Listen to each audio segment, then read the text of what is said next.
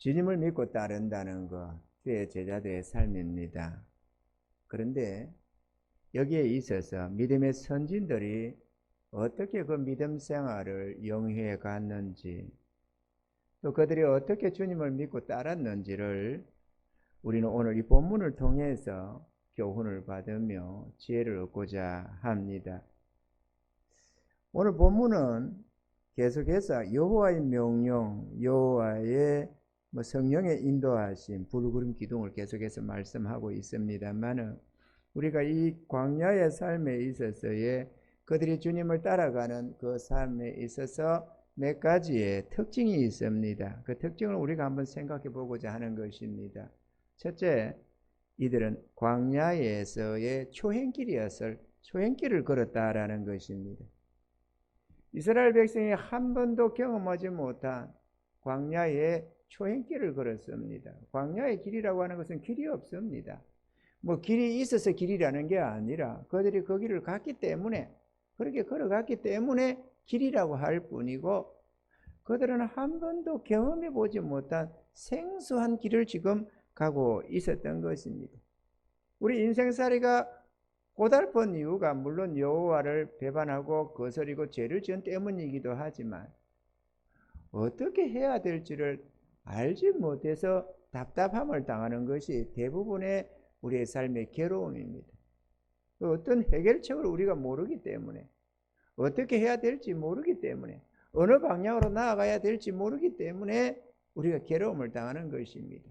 끊임없는 선택을 하는 데 있어서 갈등하는 요소가 되는 것이죠. 그래서 우리의 신앙생활이 답답해지는 것입니다. 갈래길마다 생소하고 어떤 길이 최선의 길인지 우리는 잘 알지를 못합니다. 구원받은 성도들이 가야 하는 길도 이들과 별반 다르지가 않다라는 사실입니다. 우리 모두는 이전에 가보지 않은 생소한 길을 우리가 날마다 걸어가고 있습니다. 물론 직장생활이야 어제 한 걸 오늘 또 하고 하겠지만, 그럼에도 우리의 믿음 생활은 끊임없는 새로운 길을 가야 하는 광야의 길입니다. 아멘이죠? 세상 사람들이 가는 길도 아니고 우리 선조들이 갔던 길도 아니고 이 믿음의 길이라는 것이 끊임없이 광야의 초행길이라는 사실입니다.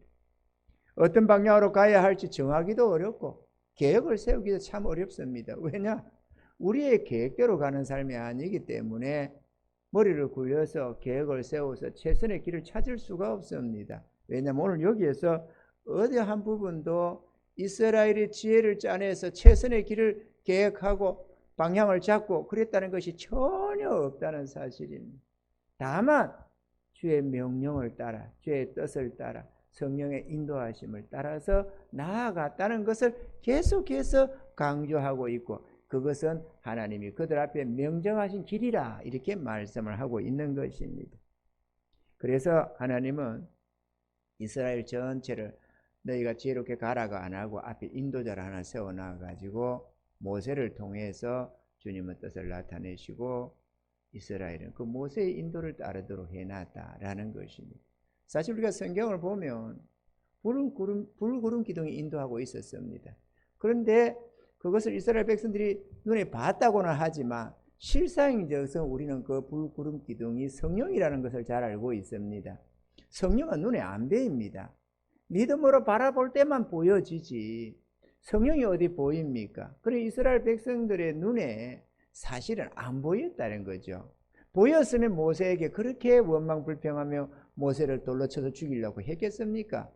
성령의 이끄심을 따라서 간다는 걸 보여줬다면 말이죠. 그런데 우리가 이렇게 보였다는 것은 형상화시켜서 말씀하는 것 뿐이지 실상은 성령의 인도하심은 그때든 지금이든 안 보인다. 아멘이죠? 안 보인다. 그래서 그들이 모세를 이렇게 했다고 저렇게 했다고 원망 불평하고 돌로 치려고 했겠지. 불구름 기둥이 인도하는 걸 진짜 보고 갔다면 모세를 왜 치려고 하겠습니까? 제구전 모세를 불구름 기둥을 원망해야지. 아멘이죠? 우리가 이것도 이해해야 된다. 둘째로 불구름 기둥의 인도함을 받아갔습니다. 초행길일 뿐만 아니라 불구름 기둥, 성령의 이끄심을 따라갔다는 것입니다. 이스라엘이 머문 곳이 어디에 있었던지 간에 어떤 방향으로 진행할 것인지는 오직 이 성령의 인도함에 달려 있었다라는 것입니다. 물론 이렇게 성령의 인도함 이러면은 또 좀 본문의 말씀과 좀 안 맞을 수 있지만 구름 기둥의 인도함을 받았다 이렇게 하는 것이 표현이 맞겠죠. 이스라엘 앞에는 모세가 있었으나 그러나 모세는 다만 그 인도함을 따르는 주의 인도함을 따르는 이끌어가는 인도자였을 뿐이지 주의 명령과 뜻을 따르는 존재였을 뿐입니다. 홍해바다에 진퇴양난의 고통도 있었고 마라의 썰물도 있었고 르비딤의 목마름도 있었고 기브로 핫다의 탐욕의 무덤도 경험해야만 했습니다. 이와 같은 광야길은 하나님께서 이스라엘을 위한 명정하신 길이었다고 말씀하고 있습니다. 이 광야의 길을 걷게 함으로써 하나님의 능력을 알게 하고자 하셨고 하나님 말씀에 순종하는 법을 배우게 하고자 하셨고 믿음으로 사는 거룩한 백성이 되게 하고자 하셨다라는 것입니다. 할렐루야. 그리고 광야의 괴로움이 그냥 괴로움으로만 끝나는 게 아니었다. 하나님의 원하시는 의도는 거룩한 백성을 만들어서 마침내 복 주려고 계획을 했다는 것입니다. 할렐루야. 그 우리 앞길에 이런저런 괴로움이 보이실지라도 그걸 괴로움으로만 봐서는 안 된다. 그런 시련들을 통해서 우리가 다듬어지고 그런 걸 통해서 와 우리 하나님의 능력이다 이런 것도 경험하게 되고 그래서 우리가 처음에는 우리의 생각을 고집도 하고 우리 정욕에 자꾸자꾸 붙잡히기도 하고 하지만 이러한 과정들을 통해서 점차 하나님의 뜻에 순종하는 법을 배워가는 것입니다. 할렐루야. 그들의 최종 목적지가 가나안 땅이었기 때문에 그들의 행로를 택함에 있어서 인간적으로 생각할 때는 다양한 선택 경로가 있었을 것이라고 생각합니다. 그런데 궁극적으로는 오직 주의 뜻대로 불구름 기둥의 인도함을 따라야만 했다는 것입니다. 우리가 남의 이야기 하기는 쉽습니다. 남의 인생 논하기도 쉽고 이스라엘이 같은 삶에 대해서 이렇군 저렇군 잘했네 못했네 말하기는 쉽습니다만 정작 내가 거기에 들었으면 상당히 생각이 달라집니다. 우리는 강 건너 불구경하는 입장이 되지 마시고 우리 자신이 이 광야의 삶 이스라엘과 함께 동행한다는 점에서 우리가 생각을 해 나가야만 우리에게 지혜가 되고 복이 될 줄로 믿습니다. 아멘이죠. 아무리 좋아 보이는 계획이 있었을지라도 이스라엘은 자신들의 계획은 포기되어야만 했습니다. 왜냐하면 약속의 땅은 주님께서 인도하시는 그 길을 따라야만 들어갈 수 있는 길이었기 때문에 그렇습니다. 그러니까 어느 지역에 예를 들어서 어느 방향에 있었는데 주님이 성령으로 저렇게 돌아와서 이끌어 가려고 하는데 아니다 이 지름길로 가자 이렇게 해서 간다고 해서 약속의 땅으로 못 들어간다는 거죠. 이해가 되시면 하면 주님의 인도함만 따라야만 들어가는 천국이지 아멘이죠. 자기들이 계획적으로 그냥 40년 광야생활 할 걸 그냥 우리 몇 년 만에 마치자 하고 계획 세워서 들어간다고 해서 그 약속의 땅을 얻을 수 있는 게 아니라는 거죠. 그거는 믿음으로 들어가는 땅이고 하나님의 권능으로 들어가는 땅이라는 것입니다. 그래서 예수님도 내가 꼭 길이요 진리요 생명이라고 말씀을 하는 것입니다. 할렐루야. 믿으면 들어가지 뭐 안 그렇습니다. 순종하는 자들이 들어가는 땅이라는 것을 우리가 알아야만 한다라는 것입니다. 그렇기 때문에 이스라엘이 계획적으로 우리가 이리 가자 저리 가자 해서 안 되는 것은 당연하거니와 우리들 또한도 우리의 머리를 굴려서 우리의 생각대로 이렇게 하면 좋겠다 저렇게 하면 좋겠다 교회의 방향도 그렇게 정하는 것이 결코 복이 안 된다라는 사실입니다. 할렐루야. 주님의 뜻을 우리가 바로 이해하고 따라야만 될 줄로 믿습니다. 셋째로 인간적으로 볼 때는 아주 비합리적, 불합리적으로 보일 때가 참 많았다는 사실입니다. 이것도 우리는 기억을 해야 합니다. 모세의 인도함은 이스라엘이 불평불만을 할 수밖에 없는 많은 갈등의 요소를 포함하고 있었습니다. 합당한 곳에 정착하여 안정을 찾는 중에도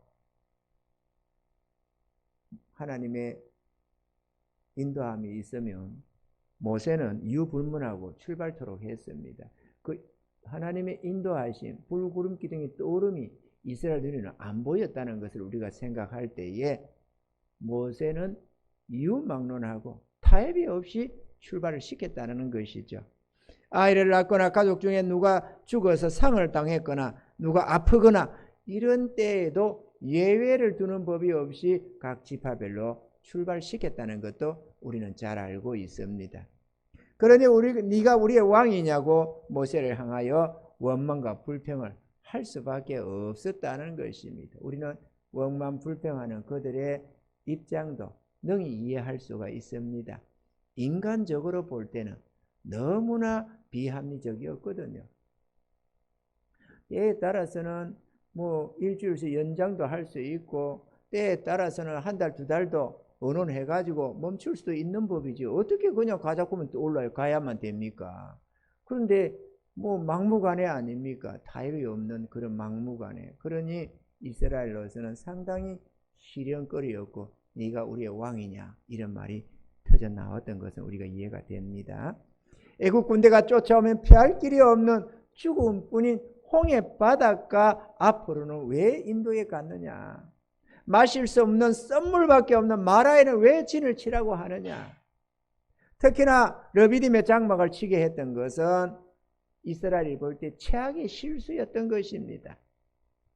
사람이고 짐승이고 모두가 꼼짝없이 목말라 죽을 수밖에 없는 죽음의 장소였지 않습니까? 이스라엘에는 각 지파 족장들과 지혜로운 유사들도 많이 있었습니다. 그런데 모세는 그들의 조언이나 충고를 들으려고 안 했습니다. 이게 불만의 요소였겠죠. 그래서 이스라엘은 모세를 돌로 쳐서 죽이려고도 했던 것입니다.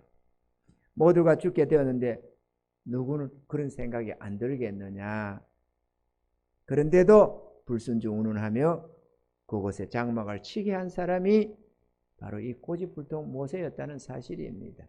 인간적인 눈에서 볼 때 이것은 그렇게 보일 수밖에 없었습니다.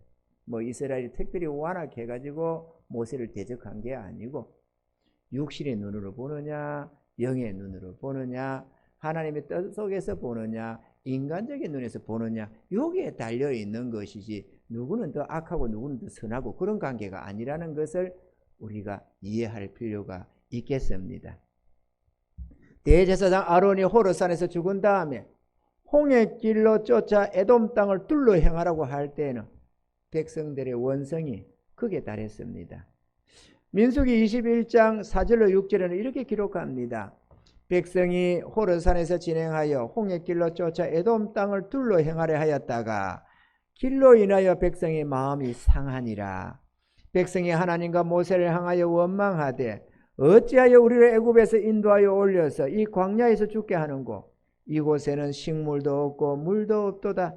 우리 마음이 이 박한 식물을 싫어하노라 하매 여호와께서 불뱀들을 백성 중에 보내어 백성을 물게 하심으로 이스라엘 백성 중에 죽은 자가 많은지라. 이렇게 기록을 하고 있습니다. 지난날 자신들이 죽을 똥 살똥 지나왔던 홍해길과 에돔 땅을 또다시 둘러 행하라고 하니 이제는 광야길도 지겹고 박한 식물도 싫고 죽었으면 죽었지 더 이상 못 따라가겠다고 원망 불평이 터져 나왔던 것입니다. 그런데 엎친 데 덮친다고 불뱀까지 나타나서 물고 늘어져서 수많은 사람이 죽어나가더라는 것입니다. 이스라엘이 볼 때 이 모든 고통과 괴로움의 원인은 모세의 잘못된 인도함 때문이었습니다. 그렇겠죠? 여러분의 위치가 거기 서서 한번 보세요. 모세의 인도함 때문인가 아닌가? 불구름 기둥은 안 보입니다. 모세와 하나님을 원망했다지만 여호와를 원망한 게 아니고 모세를 원망한 게 하나님을 원망한 것이라는 말이지. 누가 하나님 왜 그러십니까? 이렇게 하는 사람 없다는 거예요. 예나 지금이나 없습니다. 그런 사람. 앞에 세운 모세가 원인을 보이는 것이지 하나님을 원망하는 사람은 없다. 하나님을 원망한다면 하나님을 믿는 자인데 하나님을 믿는 자는 하나님을 원망 안 합니다. 아멘이죠. 다만 육신의 눈이냐 영의 눈이냐 여기서 갈림길이 생긴다는 것이지 누가 악하냐 선하냐도 아니고, 마찬가지로 우리의 인도도 마찬가지라고 할 수가 있겠습니다. 하지만 이스라엘 백성들 모두가 다 그렇게 원망 불평하는 자들은 아니었습니다. 모세가 자기 뜻대로 인도하는 것이 아니라 하나님의 인도하심을 따름인 줄을 아는 믿음의 사람들도 많이 있었다는 것을 우리는 알게 됩니다. 결과적으로 볼 때 원망과 불평 불만을 했던 자들은 약속의 땅으로 못 들어가게 되고, 그래도 힘이 들고 어려워도 그래도 믿음으로 그래도 하나님 우리와 함께 하시면 할 수 있다고 믿고 나아갔던 그들은 한 사람같이 다 약속의 땅으로 들어갈 수가 있었다라는 사실을 우리가 알아야만 하겠습니다. 그래서 그런 말씀을 우리는 히브리서에서 볼 수가 있습니다. 사랑하는 성도 여러분, 그러면 우리들은 어떻게 해야 되느냐? 하나님은 저들을 거울로 삼고 선진들의 믿음을 본받아 살라고 우리에게 주님은 말씀을 하고 계시는 것입니다. 인간은 보여지고 느껴지는 현실을 부정하기가 매우 어렵습니다. 그러나 하나님을 믿는다면 보여지고 나타나는 현실보다는 주의 말씀에 의지하여 믿음으로 행하여 살아야만 하는 것입니다. 현실을 초월하여 말씀에 의지하여 사는 삶이 곧 믿음의 삶을 사는 자인 것입니다. 할렐루야. 히브리서 11장 1, 2절에는 믿음은 바라는 것들의 실상이요 보지 못하는 것들의 증거니 선진들이 이로써 증거를 얻었느니라, 이렇게 말씀을 합니다. 때로는 비합리적으로 보일지라도 하나님의 전능하심을 믿고 행하면 하나님의 기적과 이적의 역사를 경험하게 되는 것입니다. 그래서 하나님의 능을 알게 되는 것이죠. 할렐루야. 주님의 인도하심 자체가 현실을 뛰어넘는 초월적인 역사이기 때문에 주의 인도를 따른다는 것은 주의 전능하심을 믿고 따라가는 것이 되어야 하는 것입니다. 둘째로 주님을 따름에 있어서 우리는 불평하지 말아야 합니다. 우리가 살아가는 데 있어서는 저들을 교훈 삼아서 우리가 하는 것, 첫 번째는 믿음으로 행해야 하고, 두 번째는 주님을 따름에 있어서 불평하지 말아야 한다. 불평 불만은 우리들의 선한 의지와 능력을 말살시키고 사단의 유혹을 불러들이게 됩니다. 그러므로 때로는 이해가 안 되고 비합리적으로 보일지라도 우리는 주의 뜻에 순종하며 나아감이 필요한 것입니다. 특히나 내 생각을 고집하면 성령의 인도하심에 충돌이 일어나게 되고 불평이 생기게 되는 것입니다. 그러므로 내 생각을 내려놓고 주의 뜻을 구하며 믿음으로 바라보고 행해야만 하는 것입니다. 저는 일찍이 신학교 다닐 때 나의 목회 사역은 주의 뜻을 이루어드리는 사역을 살겠노라고 주님 앞에 서원했습니다. 그리고 믿음의 백성된 우리들 또한도 진실로 구해야 할 것은 내 생각 내 뜻이 아니라 주의 뜻이 어디에 있는가를 찾고 구하는 것이 마음을 쏟아야만 하는 것입니다. 주의 뜻이 나타나면 순종하는 것이고 주의 뜻이 나타나지 않을 때는 기다리며 물으며 나아가는 것, 그게 중요합니다. 아멘이죠. 사실 이 앞에서 목회자가 주의 뜻을 구하지 않는 인간적인 목사라면 여러분은 목사 잘못 고른 겁니다. 이 교회는 떠나야만 됩니다. 왜냐? 나도 죽고 여러분도 죽는 거거든요. 목사가 인간적인 목사를 만나가지고 인간적으로야 이해가 잘 되고 일맥상통하겠지만, 그러나 그거는 소경이 소경을 인도하는 꼴이 돼가지고 서로 간에 망하는 길이 됩니다. 힘이 들고 어려워도 믿음으로 살려고 하는, 주의 뜻을 찾고 구하며 살아가는 그를 목회자로 둬야만 비록 살기가 좀 고달프고 내 생각과 충돌도 일어나고 때로는 이해도 잘 안 되고 불평도 슬슬 올지라도 그래도 그 삶이 안전한 삶이요 성공적인 믿음의 삶이 될 수가 있는 것입니다. 할렐루야. 그러므로 주의 뜻이라면 무조건 순종하겠노라고 하는 그런 결단을 항상 하며 살아가시는 은혜가 있기를 바랍니다. 이게 내게 이익이냐, 손해냐, 좋으냐, 싫으냐, 내 생각에 맞냐, 안 맞냐, 이거는 판단의 기준이 아닙니다. 믿음으로 사는 자는 판단의 기준이 그렇지가 않습니다. 그런 판단의 기준은 육신의 판단이요, 세상 사람들이 판단하는 항상 그 기준이고, 우리는 이게 내 마음에 맞냐, 안 맞냐, 이익이냐, 손해냐, 이거를 따지는 게 아니고, 이것이 진정 주의 뜻이냐 아니냐, 이거를 기준으로 삼아야 되는 것입니다. 주의 뜻이면 하는 것이고, 주의 뜻이 아니면 아무리 좋아 보여도 하지 말아야 하는 것이고. 할렐루야. 또 우리의 뜻이라면 아무리 가능한 것도 하지 말아야 하지만, 주의 뜻이라면 아무리 불가능한 것도 믿음의 발을 떼야만 하는 것이 우리 믿음의 삶의 모습이라는 사실도 기억해 둬야만 하겠습니다. 사실 그래서 믿음으로 사는 것이 쉽지만은 않습니다. 누가 믿음으로 사는 삶이 쉽다고 합니까? 우리 인간의 이성을 뛰어넘는 삶인데, 우리의 눈에 보이는 현실을 쫓아가는 삶이 아닌데, 아무리 괴로워도 현실 따라가는 것은 쉽지만, 몸은 괴롭고 힘이 들고 괴로워도 우리 마음의 결정은 참 쉽습니다. 현실 따라가는 게. 근데 현실 따라가가지고 형통하고 평안한 삶이 어디 있습니까? 믿음으로 사는 삶이니까 하나님이 책임져 줘서 그래도 평안과 형통과 행복이 오는 것 아니겠어요?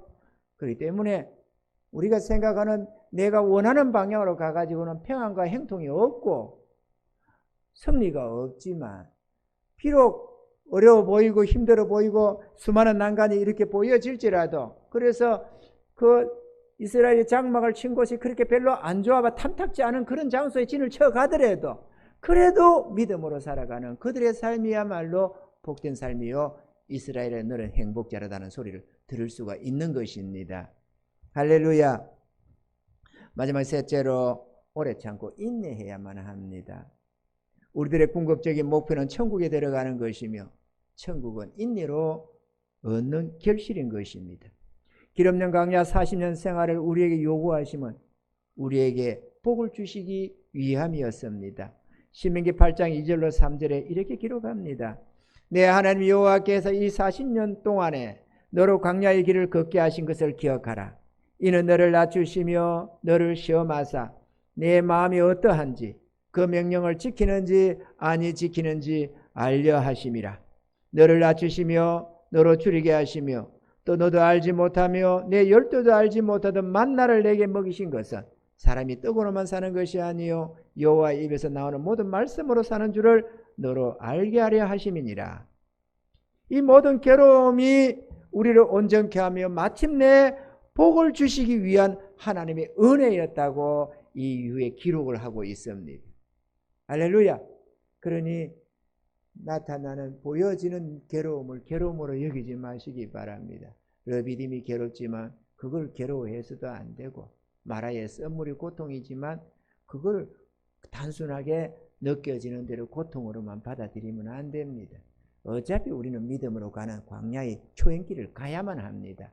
아멘이죠? 저도 가본 적이 없고 여러분도 가본 적이 없는 초행길입니다. 우리는 그 길을 터벅터벅 주님만 바라보면서 따라가는 길이지, 우리가 계획을 세우고 작전을 세우고 그렇게 해서 살아갈 수 있는 길이 아니라는 사실을 우리가 마음 깊이 생각하면서 합리적이냐 비합리적이냐 옳으냐 그르냐 이렇게 따질 것이 아니고, 주의 뜻을 언제나 구하고 살피면서 조심조심 성령의 이끄심을 따라서 나아가는 은혜가 있어야만 하는 것입니다. 우리는 소원이 천국에서 영원한 행복임을 잊지 말아야 합니다. 생활이 어렵고 힘들다 보면 믿음으로 살기가 더더욱 어려워집니다. 그러나 이 땅에서의 삶은 잘 살아도 못 살아도 잠깐뿐임을 우리는 기억해야 합니다. 그렇기 때문에 천국의 소망을 두고 칭찬과 상급을 준비하면서 끝까지 인내함으로 싸워야만 승리할 수가 있습니다. 기억합시다. 사랑하는 성도 여러분, 말은 쉽고 듣는 것은 쉽습니다. 그러나 현실에 있어서 내가 믿음으로 산다는 것은 그렇게 만만한 것은 아닙니다.